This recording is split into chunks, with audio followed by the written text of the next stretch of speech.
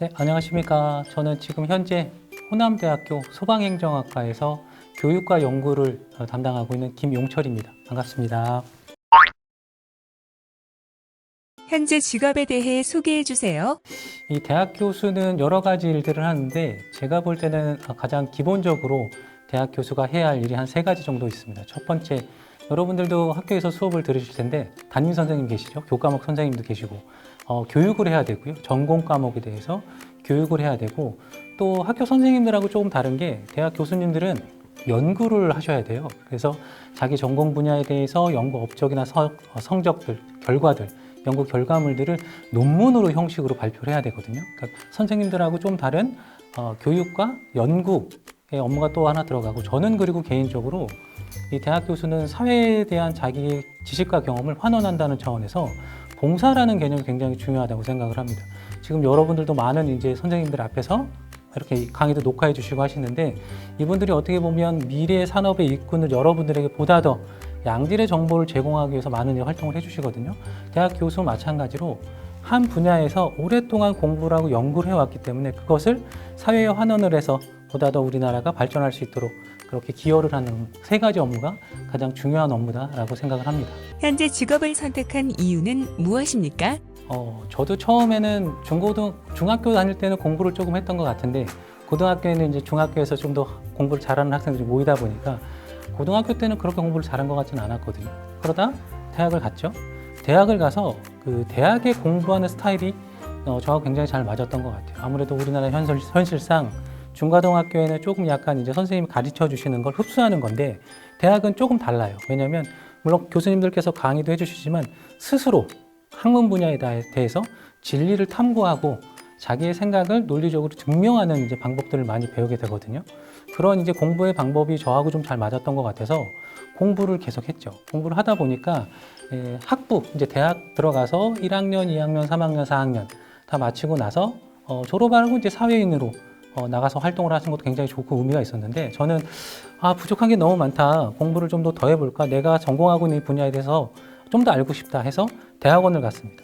대학원을 가서 석사를 하고 또 이제 박사를 마치고 나서 이제 사실 박사까지 간다고 한다는 거는 정말 좀 냉정하게 말씀드리면 직업의 선택의 폭이 좀 좁아지긴 해요. 왜냐하면 전공 분야가 한정되기 때문에 그만큼 깊이는 더 넓어지긴 하거든요. 그럴 때 박사학위를 갖고 있는 사람들이 가장 먼저 선호하는 소위 말하는 이제 꿈의 직장이 되는 거겠죠. 그래서 방금 제가 설명드렸듯이 교육도 하고 연구도 하고 봉사를 할 수 있는 그 세 가지를 모든 게 가능한 직업으로는 대학 교수가 가장 매력 있지 않았나. 그래서 제가 대학 교수를 선택한 것 같습니다. 물론 최종적으로는 대학 교수가 됐는데 그 이전에 각종 이제 연구소에서 연구 활동을 많이 했었거든요. 연구소의 경험을 거쳐서 이제 교수가 됐습니다. 기억에 남는 에피소드를 말씀해 주세요. 올해 같은 경우는 작년도 마찬가지로 해서 이제 한 번도 경험을 해보지 않은 코로나19 사태로 해서 이제 교육 현장에서의 많은 변화들이 있었는데 우리 학교도 작년 같은 경우도 비대면 수업을 하면서 학생들에게 이제 동영상 강의를 시청하라고 했거든요. 근데 학교 측에서는 동영상 강의 플러스 각 주차별로 과제를 내라고 했어요. 왜냐하면 학생들이 동영상을 틀어놓고 다른 것을 할 수도 있으니까. 그래서 그것들 보완하기 위해서 주차별로 과제를 냈는데 솔직히 제 과제가 조금 어렵거든요. 그래서 학생들이 되게 어려워해서 불평불만도 되게 많았는데 이렇게 과제를 매주 이렇게 체크 하다 보니까 그 처음에는 되게 어려워하던 방향을 못 잡고 어떻게 해야 될지 모르던 학생들이 시간이 지나면서 어느 정도 체계가 갖춰지고 그리고 이렇게 발전해가는 성장해가는 모습들을 볼 때는 교육자로서 굉장히 이제 희열을 느끼는 거거든요. 내가 물론 완벽하진 않고 부족한 점이 많지만 그럼에도 나의 지식을 나의 전달하는 메시지를 우리 학생들이 잘 받고 이해하고 성장하고 있구나라는 걸 느꼈을 때는 교육자로서 굉장히 많은 큰 희열을 느꼈습니다. 현재 직업을 갖기 위한 준비 과정을 말씀해 주세요. 아무래도 대학 교수는 여러분들도 잘 아시겠지만 각 대학마다 각 전공마다 다양한 이제 그 학문적인 깊이를 갖고 계시는 분들이 굉장히 많거든요. 그분들이 이제 전문적으로 교육도 하고 연구도 하시는데 가장 기본적으로는 제가 뭐 방금 설명도 드렸습니다만 대학 교수가 되기 위해서는 일정 수준의 학력이라고 말씀을 드릴게요. 학력적인 조건이 반드시 좀 따라옵니다. 물론 이제 일부 예체능 같은 경우는 그렇지는 않은데 대학 교수님을 되기 위해서는 최소한 기본적인 조건이 이제 박사학위를 갖고 계셔야 돼요. 박사학위는 학부 1, 2, 3, 4학년 마치고 대학원에서 석사 2년 하고 그리고 이제 박사 과정으로 들어가서 졸업할 때까지 박사는 좀 과정이 좀 어렵기 때문에 학교 측에서 규율로 정해진 기간도 있지만 경우에 따라서는 그 기간이 좀 더 길어지기도 하거든요. 그 기간 동안 자기가 선택한 전공 분야에 대해서 깊이 있는 연구를 해서 연구의 결과물을 여러 이제 교수님들이나 학회 논문들을 통해서 인정을 받고 그게 실적이 어느 정도 충족이 되면 이제 교수를 이제 지원할 수 있는 자격이 기초적인 기본적인 조건들이 갖춰진다라고 생각이 됩니다. 가장 기본적인 거는 연구 성과라고 하면 자기의 연구한 결과를 논문으로 이제 발표하는 가장 중요하고 또 한 가지는 다양한 경험들이 굉장히 중요하겠죠. 저 같은 경우는 뭐 연구원 생활도 오래 좀 했습니다만 그 연구원 생활도 실질적으로 학생들에게 지식뿐만 아니라 실무에서 어떻게 이루어지고 있는 것들인지를 설명하기 위해서는 반드시 필요하다라고 생각이 됩니다. 물론 가장 중요한 거는 인성이 가장 중요합니다, 여러분. 중고등 시절부터 인성을 착실하게 다진 후에 그리고 실력을 겸비한 후에 여러분들도 목표를 설정하시고 하시면 굉장히 매력적인 직업이면 틀림없다라고 자신 있게 말씀드릴 수 있습니다. 청소년에게 전해주고 싶은 조언이나 정보를 말씀해 주세요. 제가 이렇게 딱 그 한국에서 쭉 교육을 받고 저는 이제 박사는 이제 우리나라가 아닌 곳에서 딱 수업을 받았는데 가르침을 받았는데 우리나라 체계를 전반적으로 부정하는 건 아닌데 조금 체계가 달라요. 방식이 달라요. 그래서 제가 여러분들에게 강조하고 싶은 거는 학교 선생님들이 가르쳐 주시는 걸 이해하고 습득해서 자기 것으로 만드는 것도 중요하지만 자기만의 독창적인 시각을 사물을 바라보고 물건을 바라보고 현상을 바라보고 판단하는 그런 독창적인 시각을 갖는 게 굉장히 중요하다고 생각을 합니다. 물론 그런 것들이 실질적으로 글쓰기와 연결되면 비판적인 글쓰기하고 연결이 되는데 나는 똑같은 현상에 대해서 이건 이렇다고 생각하는데 이 현상들은 왜 일어나지? 이걸 뭐 극복하기 위해서는 이걸 다른 방법으로 해결하는 방법이 없을까? 라고 자기 스스로 자기 생각에 질문을 던지고 그 질문을 과정을 정답을 만들어가는 그런 과정의 연습들이 중고등학교 때는 굉장히 중요하지 않을까라고 생각이 됩니다. 아울러 이런 것들을 결국에는 뭐 말로 그리고 글로 표현을 해야 되는데 통틀어서 이제 커뮤니케이션이라고 하죠. 상호 의사 전달, 의사소통이 되게 중요한 거죠. 내가 갖고 있는 이 생각을 다른 사람에게 어떻게 보다 더 알기 쉽고 효율적으로 설명을 할 수 있을까? 이런 부분도 여러분들이 조금 더 고민을 하시면 앞으로 이제 중고등학교 떠나서 고등학교, 대학교 가셔도 굉장히 그 속된 말로 요즘 말로 핵인싸가 될 수 있다고 생각을 합니다. 네. 학창 시절로 돌아간다면 꼭 하고 싶은 일은 무엇인가요? 일단 중고등학교로 돌아가는 건 상당히 부담스럽고요. 왜냐하면 다시 또 군대를 가야 되고 그거는 군대가 전 재밌었거든요. 왜냐하면 저는 남중, 남고 그리고 공대 군대, 거의 남자들 세계에서 거의 이제 살았죠. 그러다 보니까 뭐 운동하고 축구하고 농구하고 땀 흘리고 이런 걸 되게 좋아했는데 군대는 이제 또 다른 조직이기 때문에 그 조직의 문화에 대해서는 뭐 다음 기회가 있으면 제가 한번 설명을 드릴 텐데 중고등학교로 돌아간다면 그 친구들과의 교우 관계도 되게 중요하게 할 것이고 그리고 또 한 가지 제가 방금 설명드렸던 비판적인 사고할 수 있는 능력들을 키울 겁니다. 그리고 조금 더 욕심을 내본다면 아무래도 이제 여러분들이 학교를 졸업하시고 세계에 나가서 사회인으로서 활약을 하실 때는 글로벌한 세계가 될 거예요. 제가 학교 다닐 때만 해도 뭐 글로벌한 세계가 멀지 않았다 이런 얘기를 굉장히 많이 들었었는데 지금 보면 그렇거든요. 그렇기 때문에 여러분들이 지금 조금 더 보다 더 미래에 대해서 투자를 한다면 외국어, 그러니까 영어는 뭐 거의 기본으로 이제 하셔야 되고 그리고 그 외에 관심 있는 난 영어는 조금 약한데 다른 뭐 중국어나 일본어, 유럽, 뭐 미국 유럽에 있는 그 스페인어든가 이런 이탈리아어 이런 것도 굉장히 중요하게 많이 통용되거든요. 왜냐하면 앞으로 여러분들은 분명히 저 때보다는 제가 중고등학교 생활하실 때보다는 해외 친구들하고 많이 접속을 하실 거예요. 근데 절대 두렵게 생각하지 마시고 그 사람들도 다 인간이거든요. 그러니까 기본적인 성향만 한국에서 기본적인 인성과 능력과 실력이 있다면 그걸 그분들에게 전달하면 그분들도 다 알아주고 평가해 줍니다. 그렇기 때문에 또 여러분들이 전공하시고 하는 분야에서 글로벌한 세계에서 주역이 되기 위해서는 제가 돌아간다면 좀 더 외국어의 부분에 대해서 좀 더 많은 공부를 할 것 같습니다.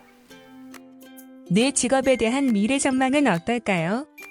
제가 지금 전공으로 하고 있는 저는 건축, 도시계획, 도시방재를 전공을 했었거든요. 이게 도시방재는 뭐냐면 재난재해가 발생을 하는데 이 재난재해가 발생했을 때 최소한도로 피해를 줄여서 우리 국민들 그리고 우리 국민들의 소중한 재산들을 지키고 보호하는 역할을 하는 학문입니다. 그래서 이런 학문이 제가 볼 때는 앞으로 더 중요성은 더 강조될 수밖에 없는 전반적인 이제 전 지구적으로 상황들이 돌아가고 있는데 그 이유는 뭐냐면 이전하고 다르게 기후 변화가 너무 심해요. 그리고 도시의 구조가 너무 많이 변했습니다. 초고층 건축물도 많이 들어섰고 그리고 옛날에는 흙길이었던 곳들이 다 아스팔트 포장이 되고 이러다 보니까 비가 와도 비가 땅속으로 스며들지 못하고 하수구로 막 넘쳐나는 상황들이 발생을 하는 거죠.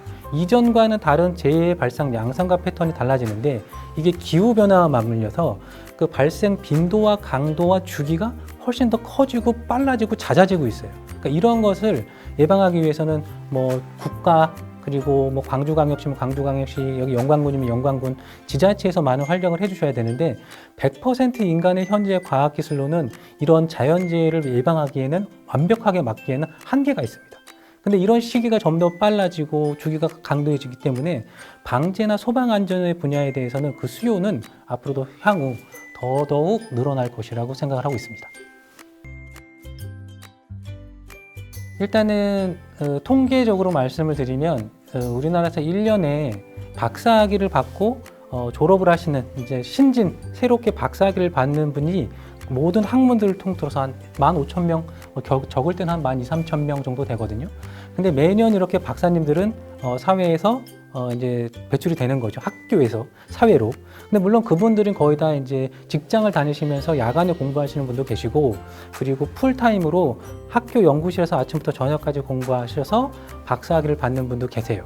근데 이렇게 박사학위를 받고 졸업하시는 분들은 뭐 구수가 10,000명 이상인데 매년 이제 대학에서 교수님을 뽑겠습니다 하고 공고가 나는 거는 전공별로는 그렇게 많지가 않아요. 그러니 여러분들이 딱 직관적으로 보셨을 때 단순하게 경쟁률은 서류만으로 본다면 보통 한 20, 30대 1은 넘어가고요. 거기서 1차 서류 건너지고 그 다음에 면접하고 발표하고 연구 실적 다 검증하고 면접 뭐 이사장 최종에는 이제 뭐 이사장님 면접까지 가실 텐데 그것들이 그 경쟁률을 뚫고 가는 게 굉장히 쉽지 않습니다. 그렇기 때문에 보다 더 다른 지원자들보다 내가 경쟁력이 있기 위해서는 일단은 전공이 사회에서 요구하는 전공 분야냐 그리고 내가 어느 정도의 역량이 있냐를 증명을 해주셔야 되는데 그걸 증명하기 위해서는 연구과제를 많이 수주한다거나 아니면 내가 학회에다 내 전공 분야의 논문을 많이 발표했습니다 하고 논문의 점수도 굉장히 중요하고 또 한 가지 또 저는 이제 소방방재 쪽이니까 이 소방방재 쪽의 학회 활동도 굉장히 중요해요. 그래서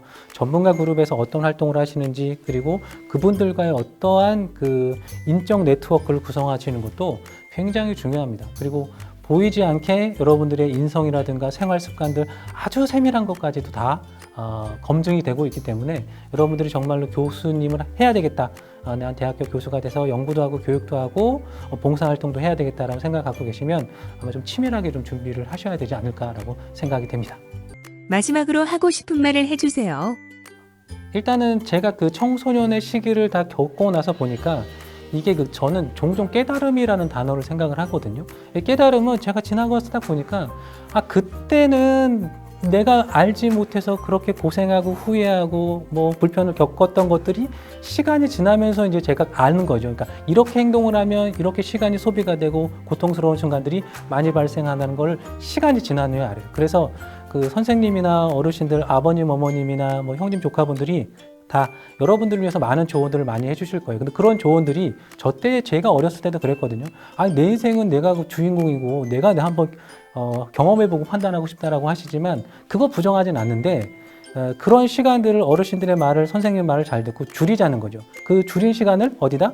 학업과 공부에 여러분들 비판적 사고, 여러분들 사고를 생각할 수 있는 그런 데 투자하는 게 훨씬 더 효율적이다라는 생각이 들어요. 그래서 여러분들이 어떻게 진실적으로 목표를 설정하고 그 목표를 설정할 때 가장 효율적인 방법이 무엇인지를 찾기를 좀 부탁드리고 또 한 가지 개인적으로 좀 부탁드리고 싶은 거는 제가 뭐 연구를 하고 공부를 했습니다. 굉장히 힘든 시간을 많이 겪었거든요. 그때 제가 했던 거, 그런 어려운 시기를 겪어낼 때는 내가 내 자신하고 굉장히 많이 이야기를 했던 것 같아요. 그래서 네가 정말로 원하는 게 뭐니? 너는 도대체 네가 원하는 도시방제의 본질은 뭐냐?